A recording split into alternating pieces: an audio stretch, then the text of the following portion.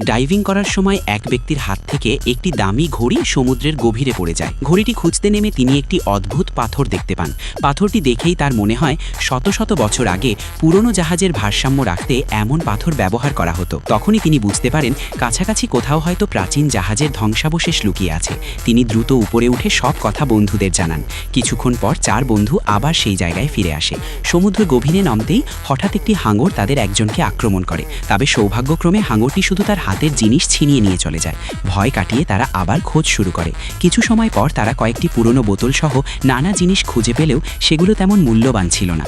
এক এক করে সবাই উপরে উঠে গেলেও লোকটি আবার একাই গভীরে নেমে যায়। দীর্ঘ খোঁজাখুঁজির পর সে একটি সোনার খঞ্জর খুঁজে পায়, যার গায়ে বসানো ছিল মূল্যবান পাথর। খঞ্জরটি দেখেই সে বুঝতে পারে এটি নিশ্চয়ই কোনো বিশাল গুপ্তধনের অংশ। সঙ্গে সঙ্গে সে নৌকায় ফিরে বন্ধুদের সব জানায়।